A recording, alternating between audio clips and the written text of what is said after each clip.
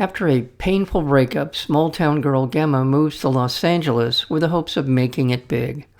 To get on her feet, she takes a job working the overnight shift at Somnium, a mysterious experimental sleep clinic where dreams are made real. Meanwhile, Gemma throws herself into the cutthroat world of Hollywood auditions. But as the pressure mounts to succeed, she begins to experience strange and unsettling phenomena and soon finds herself trapped in a nightmarish spiral as she discovers a darkness lurking within the clinic walls. Somnium is a terrific feature film debut from our guest today, director and writer Racheal Cain. Racheal, welcome to the program. Thank you for having me. Thank you so much. Yeah, congratulations on a beautiful production. It's one of those films that has a great look to it, in the story of a kind of a woman trying to figure things out, damsel in distress at times during the course of the film. And I thought the casting was wonderful. I really like Chloe Levine in the film, and there are other actors we can talk about, but she obviously is the big part of making this film work. Let's talk about the inspiration for Somnium. So I have been working on the movie for 13 years. So I started writing it back in 2012, early 2012. So it was a long time ago. And back then, I think the initial inspiration was I had had my first heartbreak. And as so many artists can attest, with a lot of pain comes good art. And so I'm like, what do I do with all this? So I set out to write something, and that's kind of where these flashbacks came into play. And then, yeah, I got a little bit of financing and didn't want to wait. So we went to Georgia and shot all of the flashback scenes for 5 days. And then, after that, kind of everything in the story changed around those flashback scenes. So I was inspired by different things in that 4 year period while I was using those scenes to try and find the rest of the money to shoot the whole feature. So it was kind of cool that the flashbacks work on their own and the cast truly ages in this gap that it took us to get to phase 2. But by the time I made it there, the script had changed so much. I was inspired by, I was doing like sensory deprivation to write. I would go in and think about the script, and I found it so productive to just quiet my thoughts. And yeah, inspired by a lot of things, but the Somnium came later. The Somnium came in like 2019, so that came later than some of it. So yeah, it's a little interesting the way it came together. Yeah, no kidding. So you had shot, I wouldn't call it another film, but it didn't turn out to be this film. The flashbacks in Georgia are Hmm. a love story, a budding relationship where there's commitment issues. We're kind of seeing that play out in the film. Hmm. Wow, that's well, first of all, congratulations on kind of adapting to the situation, right? And moving forward and making something very positive out of that. My goodness, that's I don't think I've ever heard a story to come together that way. But and Yeah. then a 4 year break. Yeah, I did wonder, by the way, it did cross my mind that they did look older, or there was a Really? different. Okay, Yeah, I cool. mean, I just always kind of wondered. like, well, maybe that's makeup or whatever. But I thought of the same. I did think that at the time. So, but tell me a little bit about. Did you have a sense that what you had shot, you were going to make work somehow, some way? I mean, is that? Yeah, exactly. I knew that storyline, I just could feel it. I knew that storyline was kind of set, and it functioned on its own in a natural way. So I didn't know how much it would change, but it was cool that I was free to change it around that, her experience from LA just being separate from what had happened in the past, and having the flashback shot was actually really cool once we made it onto set because I had that time to cut the scenes exactly how I knew I would want them for her to transition in and out in LA. So we actually were able to like play the audio of the scenes for her while she's on the bed in LA. So she's actually like hearing what the audience is hearing. So that was really fun. And I could use that to storyboard. So I could know exactly how we're going to get in and out of those scenes, and then could storyboard that way in LA so that it kind of felt seamless. It was a cool tool, and it definitely helped me like logistically on the production side. People were a lot more interested with us having some footage shot because it's my first feature. So Yeah. Yeah, and yeah. not many filmmakers. I don't know if I've ever heard of a filmmaker that has gone into a pitch and had sort of an anchor, sort of, well, I've Right. shot this and we're, and seeing, and I'm sure you adapted the pitch to make all of that seamless and all the ways you were going to go about shooting this. But wow, that is a tip of the hat, just in terms of just being able to stay light on your feet. Also, the sensory deprivation thing. I'm kind of curious. So you, because I've always been interested in doing it, and but you sounds like you recommend doing something like that. Absolutely. I haven't even done it that many times. I would say maybe like 5 or 6 times. Yeah. But there's something to it when all of your senses turn off and your mind is sort of unleashed, even like just on a physical level.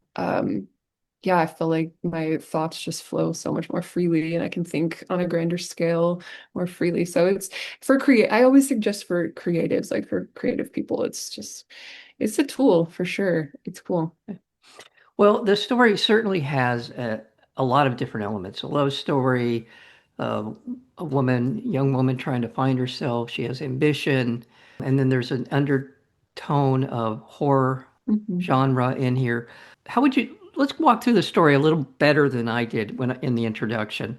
How would you describe Gemma's journey, if you will? Yeah, I always like to pitch it as psychological thriller kind of coming of age story. So when I set out, the one thing I knew was that I wanted to make something beautiful and creepy.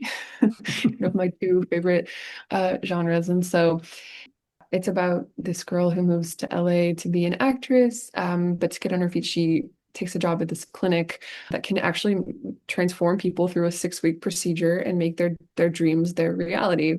So yeah, we're playing with a lot of big ideas here, a small budget, but what does that mean? What is someone's reality even really mean? Right.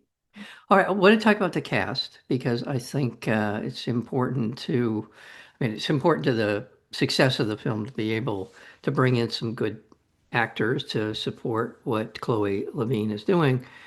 But the gentleman who plays the guy with the white hair, the older, almost a David Lynchian kind of character in my Yeah, mind. definitely. Yeah, his name is Jonathan Sheck. Jonathan Schack, I thought he was really terrific in terms of the mystery man. You're not quite exactly sure, what he's about. He seems to know a lot of people, et cetera, et cetera. Mhm. Yeah, definitely. And then also her co-worker in the film. Will Peltz, yeah, He looks the part. He yeah. has that kind of a boyish look, but he also you can tell he's an intelligent, guy Mhm. capable of a lot of different things. And so we Mhm. can kind of see how that plays out in the film. Was casting this how important to getting the people that you got for these different roles? Did you spend a lot of time on casting? Yes, definitely spent a lot of time on casting. And then, as things happen on independent films, everything changes. And so we actually had a whole cast set, this is crazy. Jonathan Sheck stayed, but we had a whole cast set. And then Chloe ended up getting COVID right before we filmed. And so we ended up having to push the shoot last minute, which was difficult. And so we actually had to recast Noah the week before filming. Okay. So Will Peltz came on like 3 days before filming, which is crazy. But he just, for those 3 days, just committed. I think he got his own acting coach. He just like dove in. He came in so prepared for having come on so recently, fully off book. And yeah, he was just like totally game and so awesome and prepared as much as we could, but some of those roles came in really last minute. But you don't know it because they're so good. Yeah. Well, and just based on our conversation, I imagine that post-production was particularly important for the success of the film. And I mentioned to you earlier about the sound design in the film. I really thought it had a great look, had the darkened area. There's a lot of things to recommend about the look of the film, but I was impressed with the sound design in the film a lot. Yes, it definitely took a while. I think that's why it's part of why the movie took 13 years is like almost 4 years of those were just post-production of Wow. we had one visual effects artist, Matt Latham, who did all of our 170 shots, which is wild. A lot of back and forth there about what everything looked like. And then like the day we wrapped those, we were in sound design, like what does this sound like? And I worked, yeah, pretty much solely with with one guy, Miles, on all the sound design. And yeah, it was really fun. I love sound so much and music, and just coming up with like, what do these sleep pods sound like in there? And like, what does this world sound like once they're in it? And yeah, so many little details that I'm glad to hear you, seems like you picked up on. Yeah, and again, it's one of those things when you don't have a big budget Hmm. and you're trying to allocate resources, I really think that obviously a good cinematographer, good editor, certainly these are all very important. But I think Hmm. the thing that can elevate a film above its weight class in terms of how much money was spent are those kinds of things, sound design, lighting, particularly important, Hmm. and which is part of the cinematography. But I just think that it's one of those subliminal things that people, Exactly. Yep. they pick up on it, even if they Yep. don't, even if they're not aware of it. And I think it Yes. really helps a budget, a film that doesn't have a huge budget. Yeah, I absolutely agree. It's such a subconscious thing. It can really like make or break the way you're feeling in a movie when you're watching it. If you're hearing even just like the slightest little pop. So I did not compromise on sound. I'll tell you that. I was like, you got to get this right because I 100% agree with you. It's like you might not even realize it, but you're feeling it, you know? Yeah, So, exactly right. Racheal Cain. The film is yep. called Somnium. We're speaking with the director and writer, Racheal Cain. The film has been very well received. Congratulations on the awards and just the recognition it's getting. It's very positive on Rotten Tomatoes, so people who care about that stuff. What's next? What are you looking at next? Well, I'm excited to take a little break. It's been 13 years, so I'm gonna take like a week off maybe finally. Okay. And then I'm sure I'll get right back to writing something now that I can finally think about something else. This movie was such a big movie, so it just took so much of my mental capacity. So I'm excited to write and work with some of the people that I've found, like including Chloe and even Will. We've grown to be really good friends. So I think just I look forward to maybe a more collaborative process with these artists that I love working with now, and it'll definitely be something in the genre space. So. Um, yeah, I'm not sure yet, but I'm excited. Oh, good. Good. Well, if nothing else, which is, I'm not saying that's the only thing, but if nothing else, you've proven yourself to be a resourceful filmmaker, willing to kind of roll with whatever may come to you, and good and not so good. Mhm. And yeah, I look forward to more. I love the female perspective in the film. I really thought you got a great, like I said, a great performance out of Chloe Levine. And so congratulations on Thank you. Somnium. Thank you, Mike. Appreciate that. You're very, So you're, surreal. you're very welcome, and all the best. Hope you come back when the next project is ready for the world. And yeah, we'll see you soon. Thank you. You have been listening to Cinemaphile with Mike Kaspar, the place where you will hear from the best in independent documentary and foreign filmmakers. Please check out our previous interviews as well as upcoming interviews and special programming by going to cinemaphilepod.com. We are also available on Apple Podcasts, Spotify, and YouTube, searchable under Cinemaphile with Mike Kaspar. Until next time, thank you for listening.